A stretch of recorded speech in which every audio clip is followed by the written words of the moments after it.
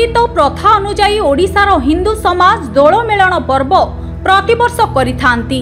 सेही भली जटणी निकटस्थ भीमपुर उपरबस्त मिलित आनुकूल्य रे चलित वर्ष फूल दोल मेलन रीतिनीति अनुजाई मार्च 25 तारिख रे ठाकुर खुंट लागि जमीवा पर्व एवं 27 मार्च रे होली खेल मध्य रे मेलन पर्व 3 दिन धरी होइथिला।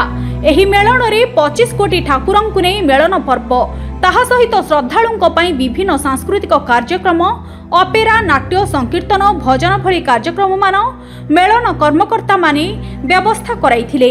विशेष करी जटणी अंचल रे चलित वर्ष पई आरंभ होईछि मेलन यात्रा। एही यात्रा सारा ओडिसा रे प्रत्येक ग्राम गुड़िक देखा मिली थाए। एहा एक भिन्न धरणर पर्व। ठाकुरंकु विमान माध्यम रे कांधे ग्राम ग्राम बुली भोग खुआई निमंत्रित ग्राम को जाइथांती। एहा हेउछि ओडिसार हिंदू पर्वर प्रथा।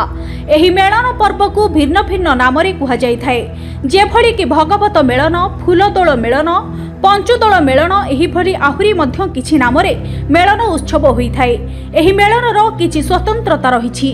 हजार हजार श्रद्धालुंक भिड़ लागे। ताहा सहित प्रत्येक विमान रे विराजमान करिथिबा देवतांकु फगु पकाई श्रद्धालु निजर मनस्कामना पूर्ण करिथांती।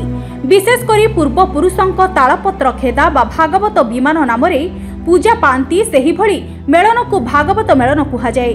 फूलदोल मेलन, पंचदोल मेलन नाम रे पूजा पांती महादेवंक प्रतिमूर्ति। एहा हिंदू समाजर प्रथा। तेबे आसंतु सुनिबा भीमपुर उपरबस्त मेलन कर्मकर्ता माने कोन वार्ता देइछंती। मो ना अट्टकिशोर बळ। मु एई केदार सरंगर मेलन रे भीमपुर उपरबस्त मेलन रे मु कमिटी मेंबर अछि। आमे दुई गोटे ग्राम से तांकर प्रशासन करिक आनती। आमे आम गाँव आम गाँ प्रशासन करी आणु। एथरे मेलोडी अन्य सांस्कृतिक कार्यक्रम करी आमे बहुत आडंबर सहकारे मेलन बढ़िया प्रवेश करू। एवं तार द्वितीय दिन संकीर्तन एवं सांस्कृतिक कार्यक्रम हुए।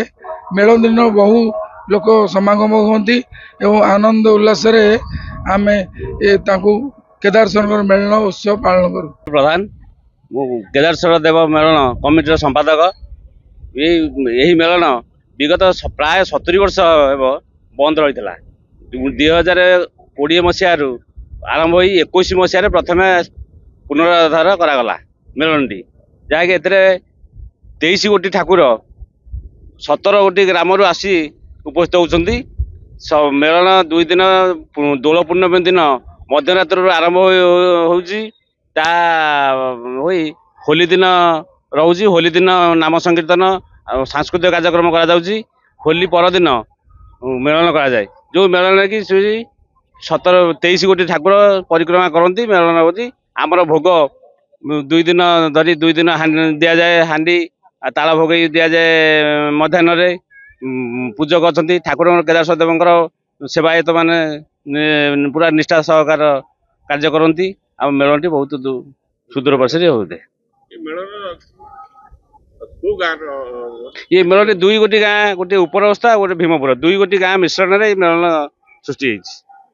2 गोटी गाँ समस्त ग्रामवासी माने करछन। गंगाधर माझी उपरवस्थ उभय आमे भीमपुर उपरवस्थ मिलित उद्यम रे ये मेलन 60 वर्ष होला बंद थिला।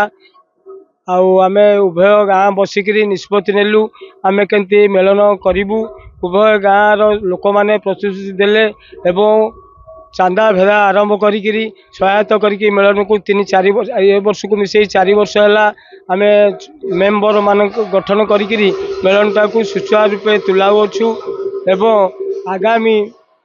आगामी की 25 दोल को लेकिन आम यहाँ करूँ। तेणु आगामी की 40 दोल हवा पर्यंत आम आपण प्राण चेष्टा करूँ। ठीक है। आम फूलदोल मेलन केदार देवंकर ये फूलदोल मेलन आमर यहाँ उभय मिलित उद्यम भीमपुर उपरवस्थ ग्रामवासी मैंने यहाँ कर। तेणु यहाँ आम आगु को आम सुचारू रूपे उभय गाँ आम सुचारू रूपे करूँ बोली प्रतिश्रुति नहीं ठाकुर पाखे। खोर्धारू धीरेन प्रतिहारी रिपोर्ट, मूसिका न्यूज।